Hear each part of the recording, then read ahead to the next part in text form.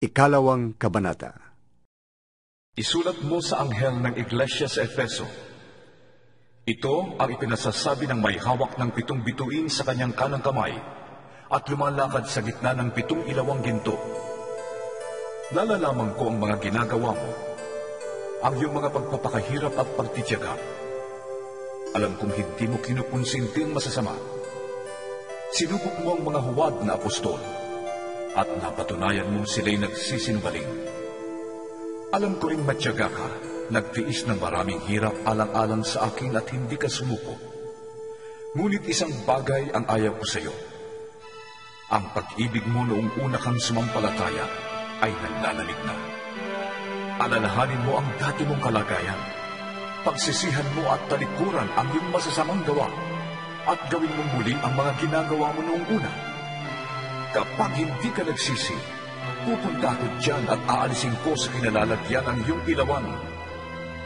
Ngunit ito naman ang napupuri ko sa iyo.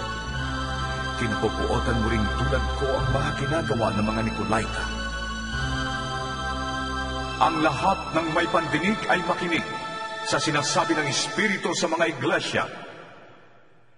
Ibibigay ko sa magtatagumpay ang karapatang kumain ng bunga ng punong kahoy na nagbibigay buhay na nasa paraiso ng Diyos. Isulat mo sa anghel ng iglesia sa Esmirna. Ito ang ipinasasabi sa iyo ng simula at wakas, ang namatay at muling nabuhay. Nalalaman ko ang mga pagsubok na dinaranas mo. Alam kong mahirap ka, ngunit ang totoo'y mayaman ka. Nalalaman ko rin ang mga paninirang puri sa iyo ng mga hindi tunay na Hudyo. Ngunit ang totoo, sila'y mga kampor ni Satanas. Huwag kang matakot sa mga pag-uusig na malapit mo ng darasin. Makinig ka. Ipabibilanggo ng Diablo ang ilan sa inyo bilang pagsubok. Magtitiis kayo sa loob ng 10 araw. Manatili kang tapat hanggang kamatayan. At gagantimpalaan kita ng maluwalhating buhay. Ang lahat ng may pandinig ay makinig sa sinasabi ng Espiritu sa mga iglesia. Ang magtatagumpay ay hindi makakaranas ng pangalawang kamatayan. Isulat mo sa anghel ng iglesia sa Pergamo. Ito ang ipinasasabi ng may hawak ng matalas na tabak na sa magkabilay may talim. Nalalaman ko kung saan ka nakatira, sa lugar na pinaghaharian ni Satanas. Ngunit nananatili kang tapat sa akin. Hindi mo tinalikuran ang iyong pananalig sa akin, kahit noong si Antipas na tapat kong lingkod ay patayin dyan sa gitna ninyo sa bayang tinitirhan ni Satanas. Ngunit may hinanakit ako sa iyo. May ilan sa inyo na sumusunod sa turo ni Balaam na nagturo kay Balak upang mahikayat ang mga Israelita upang magkasala. Kaya't kumain sila ng mga pagkain inihandog sa mga Diyos-Diyosan at gumawa sila ng mga kahalayan. May ilan din sa inyong sumusunod sa turo ng mga Nicolaita. Kaya nga, pagsisihan ninyo at naligtaan ang inyong mga kasalanan. Kung hindi, pupunta ko dyan sa lalong madaling panahon at bubuksain ko ang mga taong yun sa pamamagitan ng tabak na lumalabas sa aking bibig. Ang lahat ng may pandinig ay makinig sa sinasabi ng Espiritu sa mga iglesia. Ang magtatagumpay ay bibigyan ko ng nakatagong pagkain mula sa langit. Bibigyan ko rin siya ng batong puti na kinasusulatan ng isang bagong pangalan na walang sinumang nakakaalam maliban sa tatanggap niyon.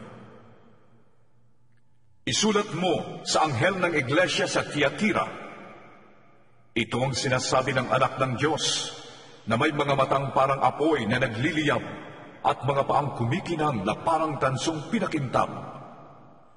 Nalalaman ko ang mga ginagawa mo, ang iyong pag-ibig, katapatan, paglilingkod at pagtitiyaga. Nalalaman kong ang mga ginagawa mo ngayon ay higit kaysa noong una. Ngunit ito ang masasabi ko laban sa iyo. Pinapayagan mo si Jezebel, ang babaeng nagpapanggap na propeta, na magturo at linlangin ang aking mga lingkod upang gumawa sila ng kahalayan at kumain ng pagkain inihandog sa mga Diyos-Diyosan. Binigyan ko siya ng sapat na panahon upang pagsisihan at talikdan ang mahalay na pamumuhay. Ngunit ayaw niya. Kaya nga magkakasakit siya ng malubha. Pati ang mga kasama niya sa pangangalo niya.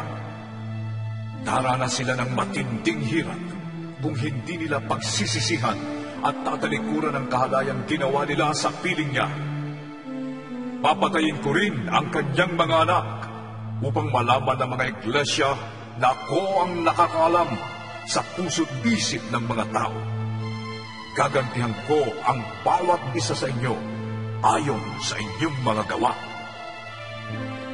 Ngunit para sa ibang mga taga-Tiatira na hindi nakinig sa masamang turo ni Jezebel at hindi natuto ng tinatawag na malalalim na lihim ni Satanas, ito ang sinasabi ko sa inyo: hindi ko kayo bibigyan ng pasanin, ngunit manatili kayong tapat sa akin hanggang sa pagdating ko. Sa magtatagumpay at tutupad ng kalooban ko hanggang wakas, ibibigay ko ang pamamahala sa mga bansa.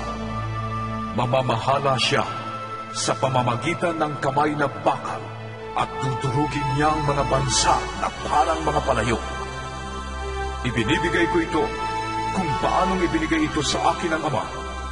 Ibibigay ko rin sa kanya ang tala sa umaga.